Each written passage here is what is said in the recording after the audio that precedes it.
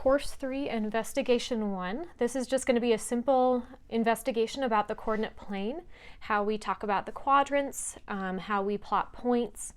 This is really just the foundation of how we use the coordinate plane. So hopefully this will be just a quick video.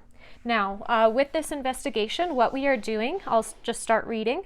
Two perpendicular lines form a coordinate plane. The horizontal number is the x-axis, so we're looking horizontal like the horizon, so we are looking right here at that axis.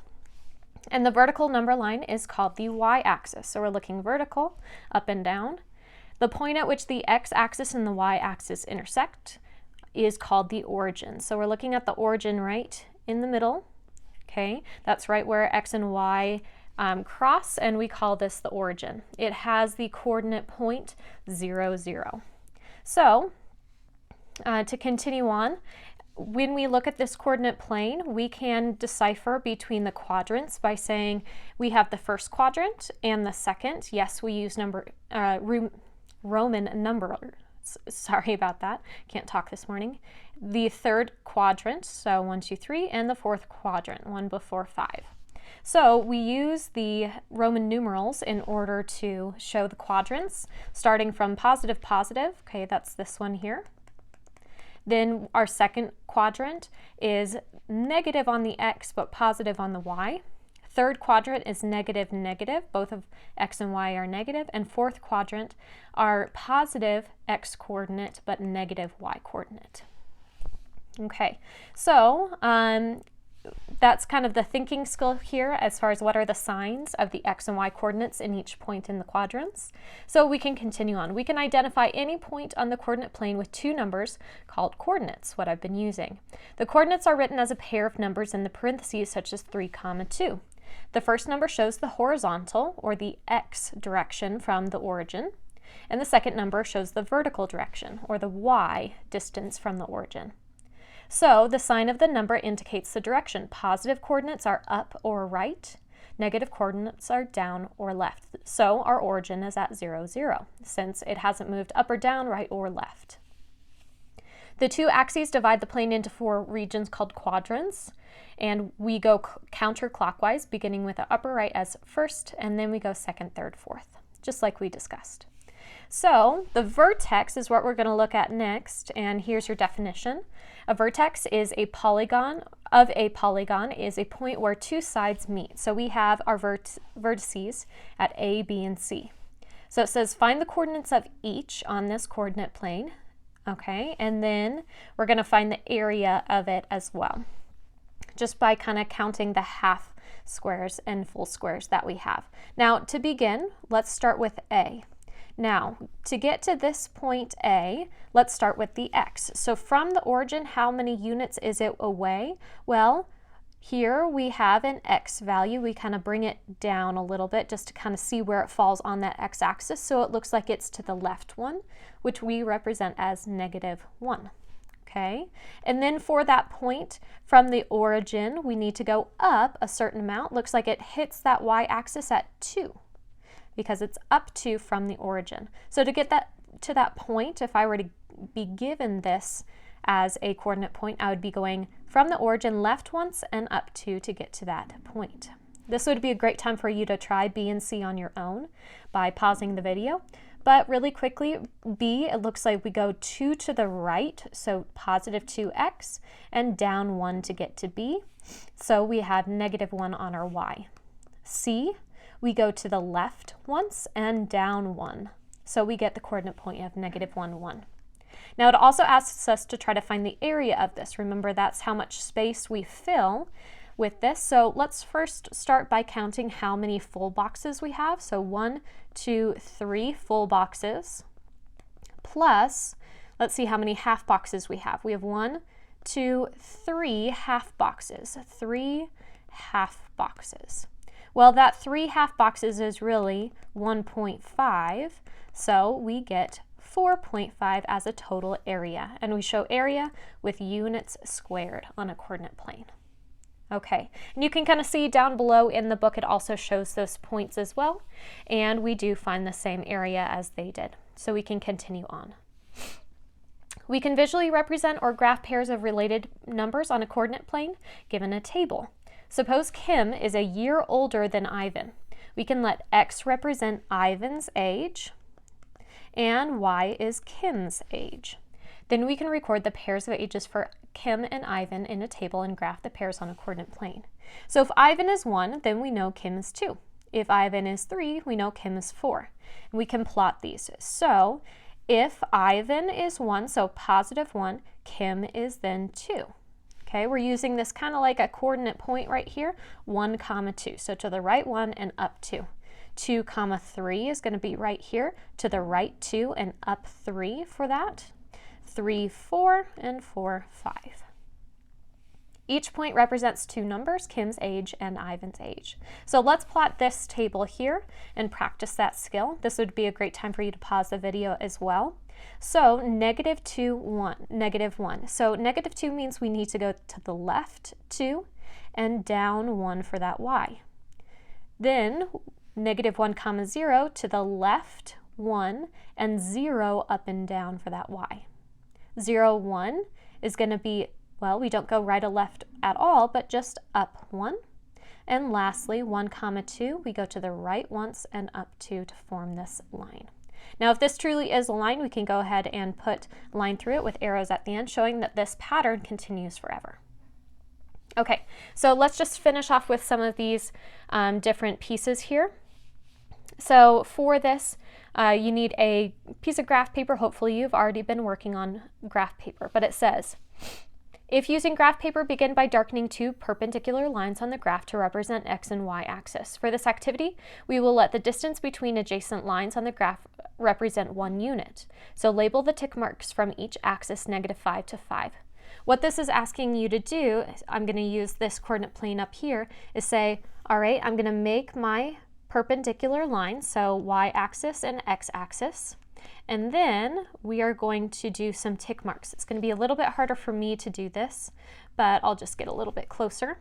So we would say something like this: 1, 2, 3, 4, 5, and do it all over the place. So 1, 2, 3, 4, 5, -1, -2, -3, -4, -5, and actually writing in those numbers, and same going to the left, -1 through -5. So it'll look something like that on your coordinate plane with all of those numbers everywhere on here.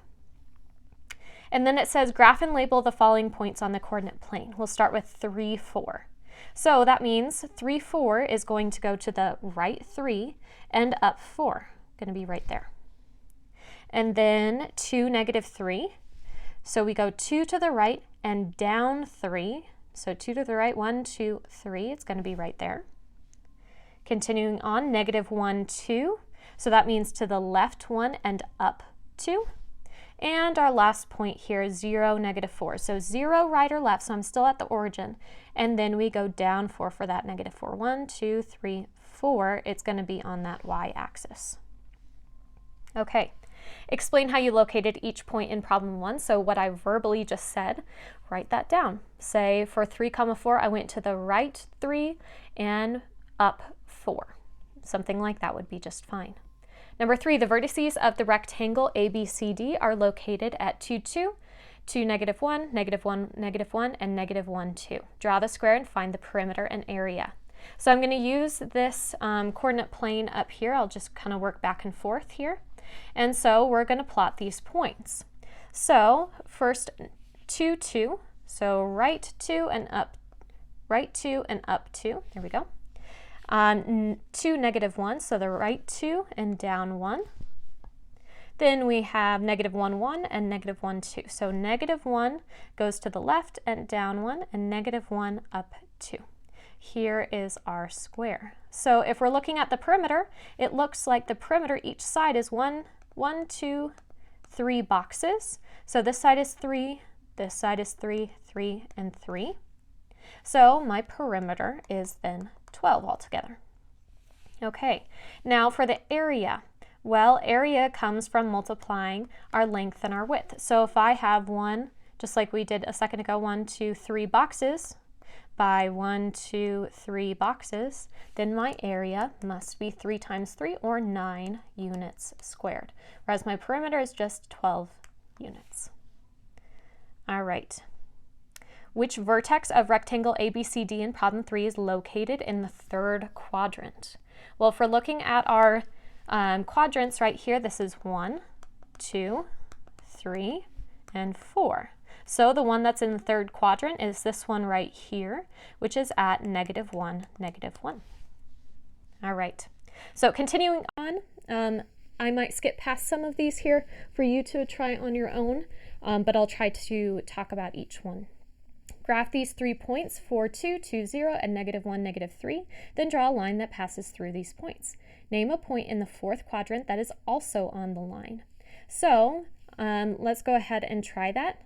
So I'm just going to erase my work here so that you can see the new work. Okay, so let's start that. So 4, 2, and 2, 0. So right 4 and up 2. 2, 0, so to the right 2, but not up and down any. And lastly, -1, -3, so to the left 1 and down 3.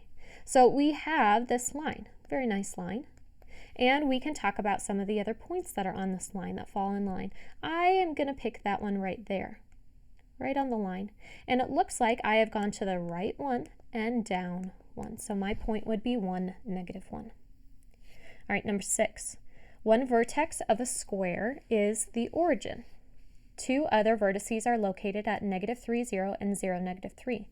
What's the coordinate of the fourth vertex in order to make this a square? Okay, so we have the origin, we have -3, 0, and 0, -3. Okay, let's try this. So 0, 0. We have -3, 0. 0, -3, and then it looks like if these are my two sides, the only way for this to also be a square is, well, this side is 3 units away and so is this one, so it means that from this point I need to go down 3, and it's also 3 from this way. Okay, we would make a square there, so that coordinate point is then at -3, so I went to the left 3 and down 3, so -3, -3.